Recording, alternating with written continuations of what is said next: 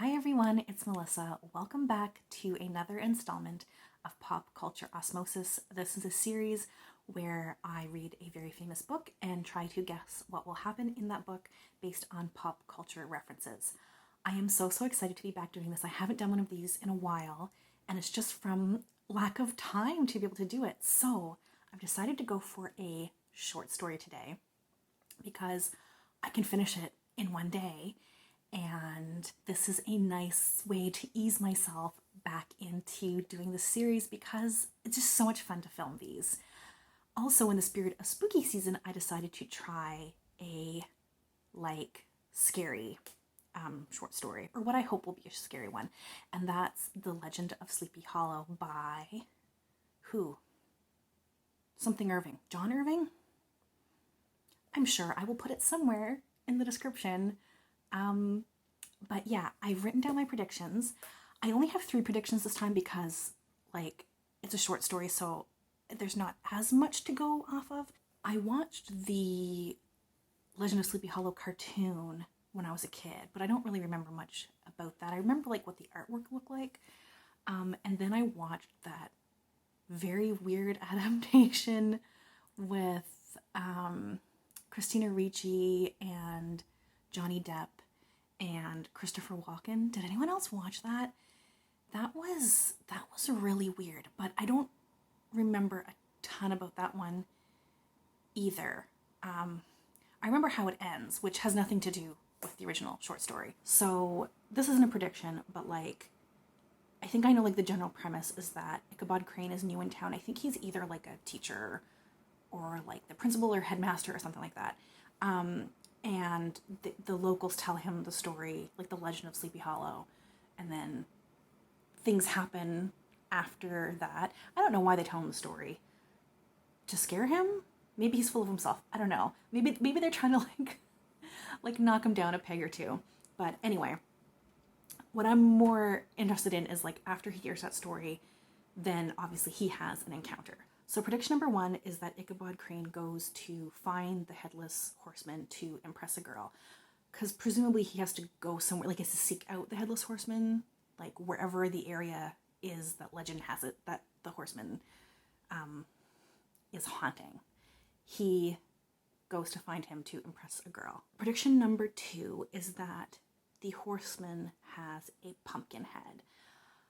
This is based on basically every single piece of artwork you see about the Headless Horseman. He has a pumpkin head, and I'm curious, was that actually in the short story that he has a pumpkin for a head? And prediction number 3 is that the horseman chases Ichabod Crane. Obviously they have an encounter. But my prediction for how the story ends is that it's going to be left ambiguous. I know Ichabod Crane disappears, but I think it's going to be purposely left ambiguous as to whether he dies, the Headless Horseman killed him and that's why he can't be found, or whether he flees out of fear. And yeah, so my prediction is that Ichabod Crane's disappearance is left ambiguous. I'm only 1 sentence into this story, and we are off to a strong start. We're reading the diary of a Mr. Knickerbocker. Mr. Knickerbocker. So I guess the Headless Horseman, legend has it that he was a Hessian trooper whose head was taken off by a cannonball. So we've now been introduced to Ichabod Crane, and he's a very contradictory character. So the way he's described physically is very unflattering, to say the least. But then it seems that the women in the village, the young women, are attracted to him because he's, scholarly, or he's more educated than the local men. So there's that. But then also, on the one hand, he's described as very learned, but on the other hand, he's incredibly gullible and credulous and believes any tale that he's told. So all of these local legends and stuff, he believes all of it. In comes Katrina Van Tassel, who is described as a coquette.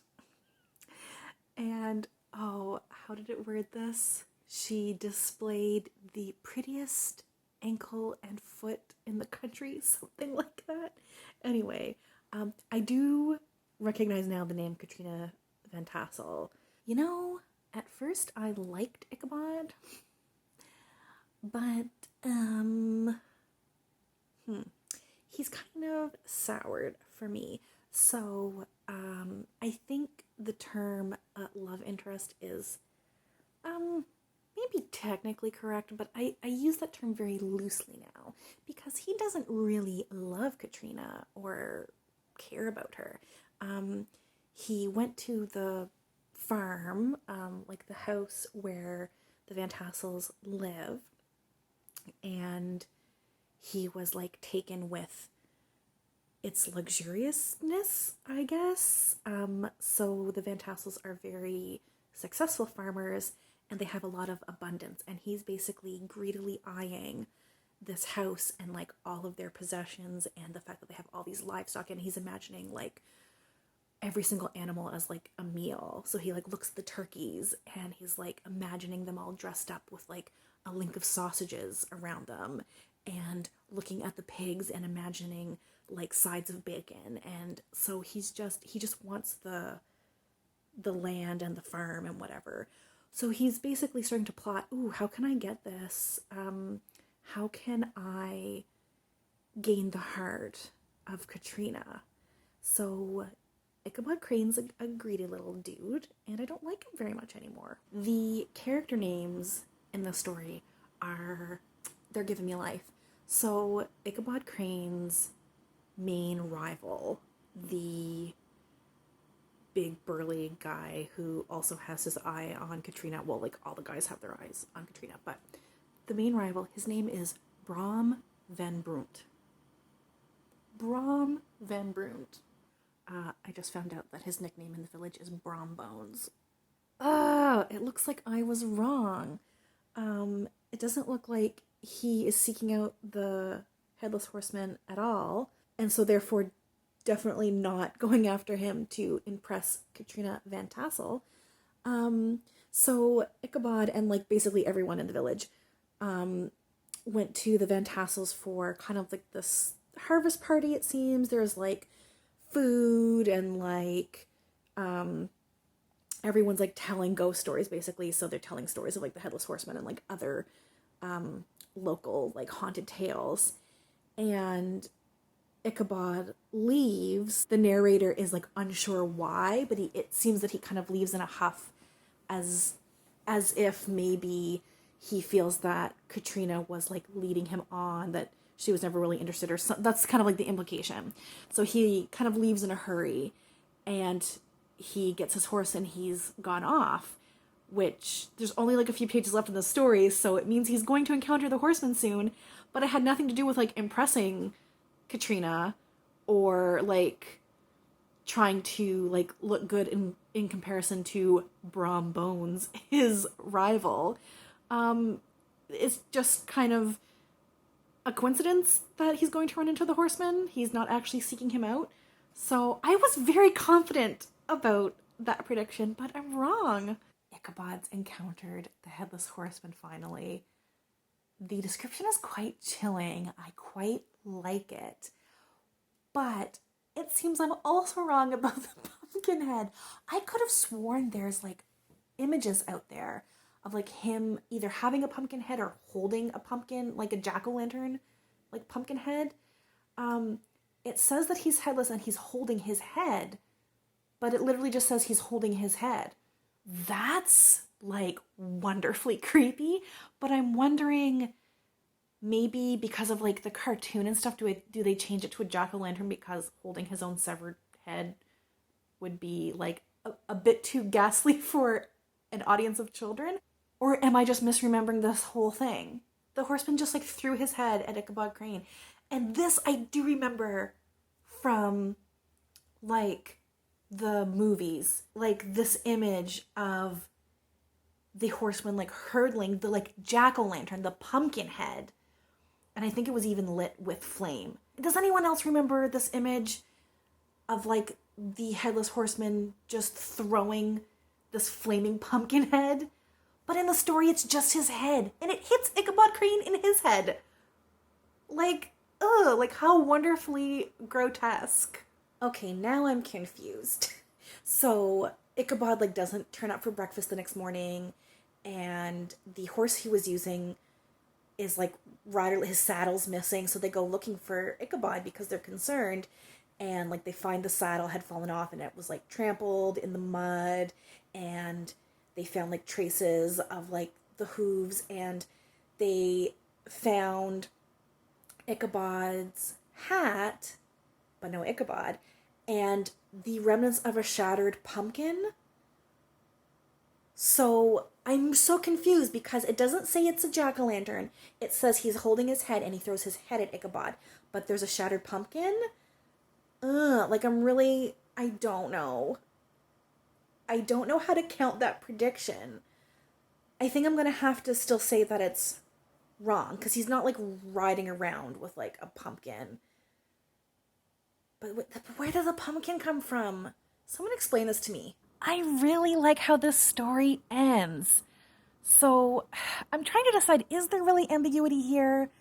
I feel like it's pretty clear what happened, but it's not laid out 100%, so you could argue it other ways. So I don't know whether to count my prediction as like right or wrong. I don't know. So there is some like people in the village who believe that Ichabod Crane was carried off by the Headless Horseman because they never found him.